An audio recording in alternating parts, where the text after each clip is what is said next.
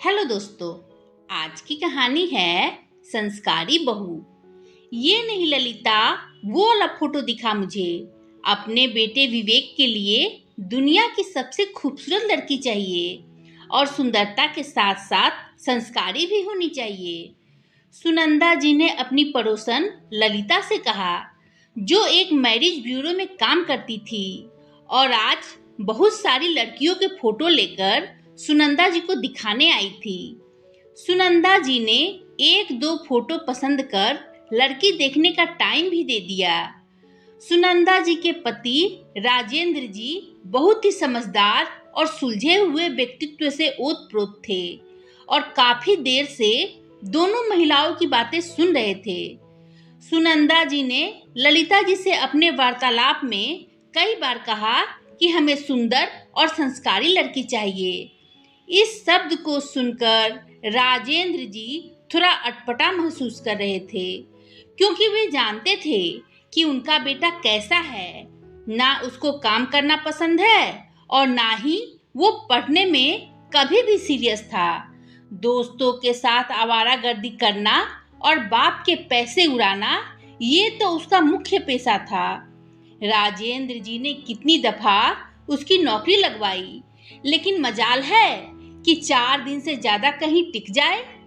ललिता जी के जाने के बाद राजेंद्र जी ने सुनंदा जी से कहा, इतनी देर से देख रहा हूँ सुनंदा, तुम गुणगान किए जा रही हो कि दुनिया की सबसे सुंदर और संस्कारी लड़की चाहिए, लेकिन एक बार अपने बेटे की तरफ तो देख लेती कि वो कितना संस्कारी है। ना नौकरी करता है, ना अपने भविष्य को लेकर जरा से भी चिंता फिक्र है। अभी भी देख लो, घर नहीं आया, कितनी देर हो गई घर से गए। दोस्तों के साथ अय्याशी करने में लगा होगा। शाम से रात हो गई, लेकिन विवेक अभी नहीं लौटा। राजेंद्र जी ने इंतजार करते करते खाना खा लिया। सुनंदा जी अभी भी बेटे का इंतजार कर रही थी। फोन मिलाया तो विवेक ने कहा वो खाना खाकर आएगा, किसी दोस्त की बर्थडे पार्टी है। बेटे से बात करने के बाद सुनंदा जी भी खाना खाकर अपने कमरे में पहुंच गई। सुनंदा जी को देखते ही राजेंद्र जी ने कहा, जो सुंदर और संस्कारी लड़की तुम लाना चाह रही हो अपने नवाब साहब के लिए, वो भी तुम्हारी तरह इंतजार किया करेगी, तुम्हारे लाडले का। अच्छा लगेगा तुम्हें।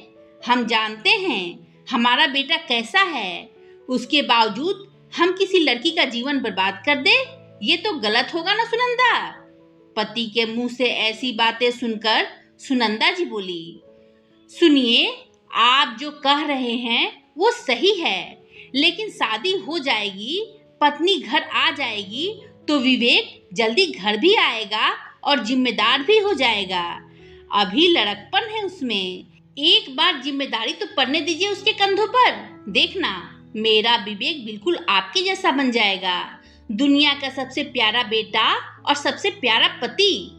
सुनंदा जी की बात सुनकर राजेंद्र जी थोड़ा शांत हुए, क्योंकि मन ही मन वो भी चाह रहे थे कि उनका बेटा अपने जीवन और परिवार को लेकर जिम्मेदार बन जाए, लेकिन शादी के बाद नहीं, शादी से पहले ही।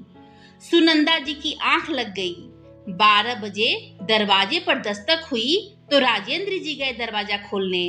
रात में कोई नाटक नहीं हो इसलिए कुछ बोले नहीं, लेकिन विवेक से आ रही बू से उन्होंने भाप लिया था कि वह पीकर आया था। रात भर राजेंद्र जी सो नहीं पाए। सोचने लगे कि क्या कमी रह गई उनकी परवरिश में, जो विवेक इतना बिगड़ गया। बाप के सामने शराब पीकर घर आ रहा है और उसे कोई शर्मिंदगी नहीं है इस बात की। किसी की बेटी को बहू बनाकर लाएंगे। कितने सपने देखे होंगे उस लड़की ने अपने जीवन साथी को लेकर। विवेक तो बिल्कुल भी नहीं है ऐसा लड़का जो किसी लड़की के सपनों का राजकुमार बने। वो किसी की बेटी का जीवन खराब नहीं होने देंगे। इस उम्मीद में तो कदापि नहीं कि शादी हो जाएगी तो जिम्मेदार हो जाएगा। अगले दिन ललिता फिर आई, ये बताने कि कल लड़की देखने जाना है। रात को सुनंदा जी ने राजेंद्र जी को बताया कि सुबह ऑफिस से छुट्टी ले लेना, कल हमें विवेक के लिए लड़की देखने जाना है। ललिता बता रही थी, बड़ी ही सुंदर और संस्कारी है वो लड़की। घर परिवार भी अच्छा है, उसके पिताजी की भी सरकारी नौकरी है और वो हमारे विवेक से भी ज्यादा पढ़ी लिखी है। राजेंद्र जी उस समय कुछ नहीं बोले। अगले दिन सुबह जैसे रोज अपने ऑफिस के लिए निकलते थे, वैसे ही तैयार होकर जाने लगे। उन्हें जाते देख सुनंदा जी बोली, अरे आप कहाँ जा रहे हैं विवेक के पापा? 11 बजे हमें लड़की देखने जाना है। सुनंदा जी की बात सुनकर राजेंद्र जी बोले, नहीं सुनंदा, हम लड़की देखने नहीं जा रहे हैं और तब तक नहीं जाएंगे जब तक तुम्हारा बेटा परिवार के प्रति अपनी जिम्मेदारी उठाना नहीं सीखेगा। जिस लड़के को अपने जन्म देने वाले माँ बाप की फिक्र नहीं है, वो भला पराए घर से आई लड़की की परवाह कैसे करेगा? मैंने अपने बॉस से इसकी नौकरी की बात कर ली है। अगर इसे रुचि हो तो भेज देना, ठीक 11 बजे ऑफिस में। राजेंद्र जी ये कहते हुए निकल गए और सुनंदा जी उन्हें ताकती रह गई। दोस्तों, हर व्यक्ति की मानसिकता अगर राजेंद्र जी जैसी हो जाए तो किसी भी लड़की का जीवन बर्बाद ना हो। लड़की में खूबियां ढूंढने वाले माता पिता को ये अवश्य देख लेना चाहिए, क्या उनका बेटा काबिल है उस लड़की के। सुंदर व संस्कारी लड़की की चाह रखने वाले माता पिता को अपने बेटे को भी जिम्मेदार और संस्कारी बनाना चाहिए। दोस्तों, आपको ये कहानी कैसी लगी? कमेंट कर बताएं।